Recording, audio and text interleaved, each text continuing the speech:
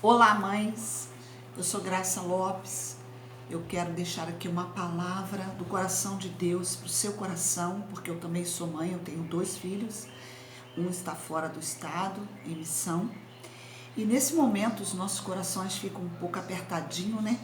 Porque eu sei, ninguém sente mais a dor de um filho do que uma mãe.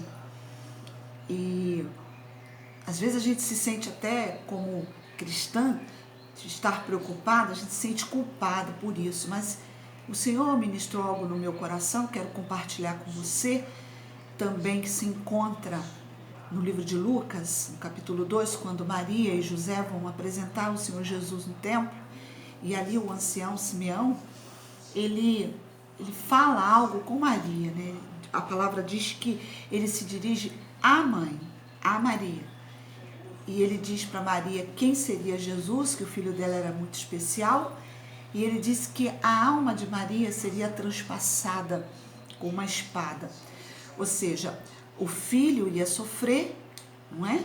E a mãe iria sentir a sua alma, porque a mãe, ela ama o filho, então ela sente na sua alma tudo que o filho sente, a mãe sente primeiro, né?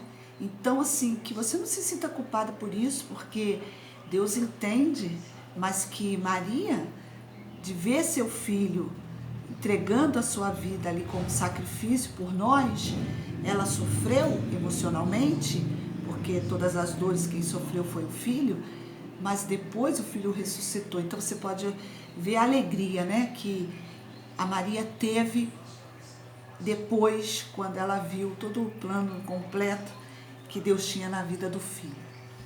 Pois bem, pensando nisso, eu falei, Senhor, eu preciso compartilhar esse momento que nós estamos vivendo, uma mensagem para o coração das mães, trazendo à memória o que a Bíblia fala. Então, você sabe que eu tenho aqui meus quadrinhos, né? Que são as promessas de Deus para os filhos. E eu tenho essa palavra que ela está bem forte no meu coração, de Provérbios capítulo 11, no versículo 21, que diz: ainda que o mal junte mão a mão, a semente do justo Deus dará o escape. Então, se você, mãe, está na presença do Senhor, buscando pelo seu filho, pode ter certeza, vem a aflição, vem a dor, que Jesus disse que viria, nós moramos na terra, né? Como diz lá em Mateus, no capítulo 7, a partir do versículo 24, que ele fala do homem que fundamentou a sua casa na rocha, o outro na areia. Os dois viveram a mesma situação, mas a diferença é que aquele que estava firme com a sua casa na rocha, que é o sábio, que é o prudente, a sua casa não foi abalada, permaneceu. É isso que ele está dizendo. Ainda que o mal esteja aí, querendo juntar mão a mão, Deus dará o escape para a nossa casa. Essa é a palavra que nós temos que confiar. E o Senhor ainda disse na sua palavra, lá no livro de Isaías, no capítulo 65, 62, desculpa, ele diz assim: ó Jerusalém, eu coloquei sobre os seus muros vigias, e eles vigiarão continuamente, de dia e de noite. Não descansem vocês que oram ao Senhor. Não deem descanso ao Senhor até que Ele complete a sua obra. Deus está fazendo uma obra muito grande nas famílias, na vida dos nossos filhos. E Ele está dizendo: não me deem descanso, continue orando. Porque quando você ora, Deus está trabalhando. E Ele disse assim, e não é só orar pelos nossos filhos, que nós mães fazemos isso, né? Não só pelos nossos, mas pelos filhos das outras irmãs. Ele diz, enquanto você ora pelos filhos dos outros, eu coloco pessoas para orar por você. Eu coloco pessoas para vigiar pela sua casa. É Deus falando comigo e falando com você. E nesse momento, ele também diz assim no livro de Jó, no capítulo 22, ele diz assim: se outros estiverem em dificuldade e você disser, ajuda-os, Deus os salvará. Até mesmo pecadores serão resgatados, sim, serão resgatados, porque você tem mãos puras. Sabe o que ele está falando? Ele está dizendo assim, Deus dará livramento até quem não é inocente pela pureza das suas mãos. Então, mãezinha, muitas pessoas têm falado assim, é o juízo de Deus, é o juízo de Deus. A gente sabe que o juízo de Deus vem tratar com os pecadores, mas a gente tem uma promessa maravilhosa que ele está dizendo aqui. Ainda que eles não sejam inocentes, ainda que os nossos filhos, né, alguém da nossa casa tenha feito alguma coisa que desagradou o Senhor, ele falou assim, pela pureza das suas mãos, Deus vai livrar essa pessoa. Até quem não é inocente. Jó, capítulo 22, a partir do versículo, aqui ó, quero deixar para você, 29 e 30. Ele vai livrar pela pureza de nossas mãos. E vou te dizer uma coisa, eu lembro que ano passado, em alguns momentos das Déboras, Deus me deu uma palavra sobre o amor. E ministrou aquela palavra no meu coração, que é bem agora, para esse tempo que nós estamos vivendo, onde as pessoas estão achando que Deus vai pesar a mão. Deus não. Deus está procurando pessoas que vão interceder pelos que não são inocentes, para que o Senhor possa salvar. Porque é isso que ele está falando. Ele vai dar livramento. Ele vai dar livramento, porque Deus não tem prazer na morte do ímpio. Jesus, ele veio salvar o pecador. E aí eu lembro que o Senhor me deu um texto lá em 1 Pedro, capítulo 4, versículo 8, onde ele diz que o amor, ele cobre multidão de pecado. E Deus falou comigo, né? Multidão é algo que você de repente não encontra uma pessoa ali. Mas Deus disse assim, o amor de Deus vai encontrar essa pessoa. Ainda que ela esteja atolada numa multidão de pecado, o amor de Deus vai lá e vai fazer isso aqui, mãezinho, ó. Ele vai fazer isso aqui. Ele vai cobrir.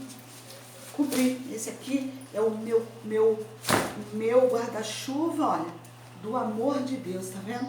O guarda-chuva, ele protege a gente, né? Ele nos protege da chuva.